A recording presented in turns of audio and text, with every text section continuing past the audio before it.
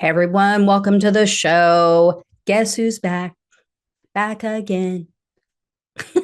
Anyway, yes, I'm back. I am feeling better, not 100%, but well enough to record today. So I have a ton of updates to share about the investigations into Donald Trump and his allies. So, first, let's talk about the classified documents case.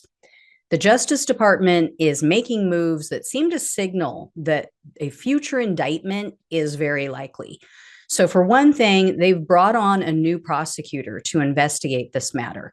This is a man named David Raskin. Raskin is cited as a top national security professional who has prosecuted some of the most high profile terrorism cases in our country.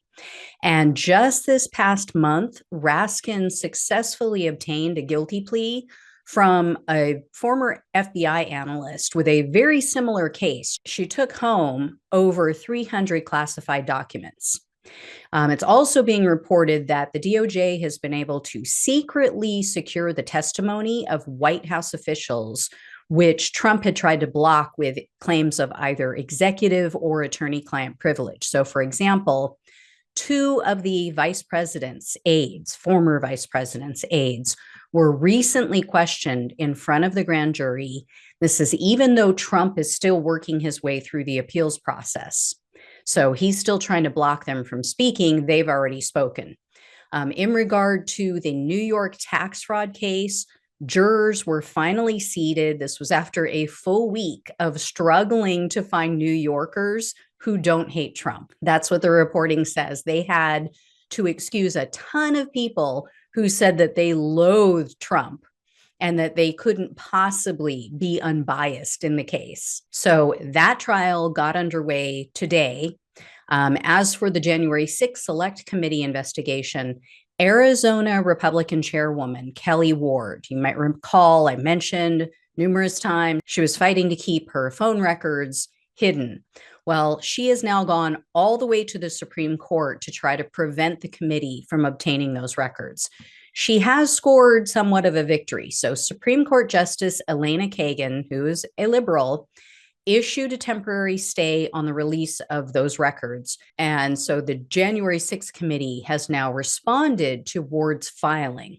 So on Friday, the committee responded. They submitted a scathing response that stated in part, quote, Dr. Ward aided a coup attempt.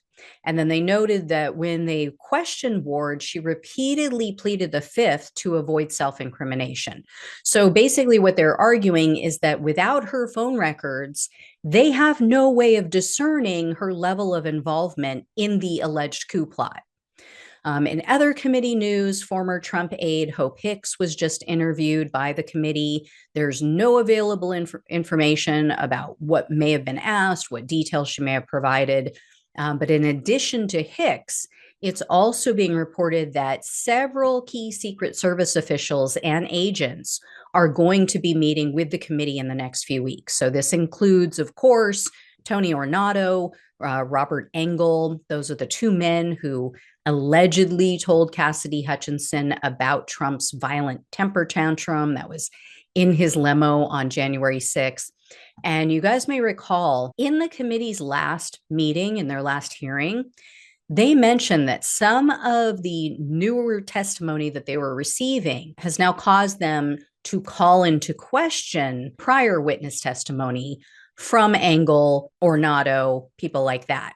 So these guys need to be very careful about what they say because they don't know what others have told them, and they could end up facing perjury charges. Also, vile Trump attorney Alina Habba told Newsmax that Trump will comply with the January 6th committee subpoena, or that's at least what she's telling him. That's what she's encouraging him to do because he has nothing to hide, according to her. She said, quote, he has no issue being deposed, even though the left-wing media would like to pretend that he does. He has no issue being subpoenaed and answering questions about what happened that day. And he should. Sure, Jan. I'll believe it when I see it. Trump knows he's way too ignorant. He's too much of a liar to sit for a deposition. That's why he always fights his subpoenas to do so. And that's why he always ends up settling cases, because he blows it. He has no choice.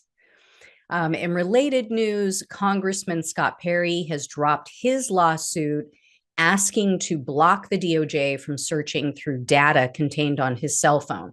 So you guys, again, might recall the FBI seized Perry's phone as part of their investigation into Trump's alleged coup attempt.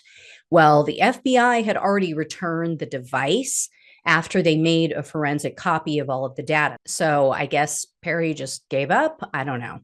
As for the Georgia investigation, Trump's chief of staff, Mark Meadows, has been ordered to testify before that grand jury. Meadows tried to fight his subpoena, as with everybody else, but a circuit court judge has now ruled that he must comply. So Meadows is now considering an appeal. Speaking of appeals, Lindsey Graham filed his last Hail Mary pass with the Supreme Court. He's arguing that he must not be questioned by the Georgia grand jury because separation of powers and blah, blah, blah bullshit. So we'll see how the court rules on that. In other appeal news, a DC circuit panel declined to hear Trump's appeal to try to block the release of his tax returns to the House Ways and Means Committee.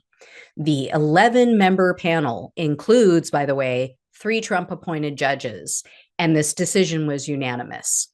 This fight has been going on forever. It's been 3 years, and this is because Trump's IRS objected to the release of his returns. So now, as of this morning, Trump has filed an emergency request with the Supreme Court. He's asking for them to block the release of those documents. So we'll see what happens. I mean, how many people now, between Trump and his allies, they're all running to the Supreme Court. If there were no other cases, they would be keeping the Supreme Court busy. Anyway, guys, I will keep you posted on all of this. Thanks so much for watching and listening. Take care, and I'll talk with you soon.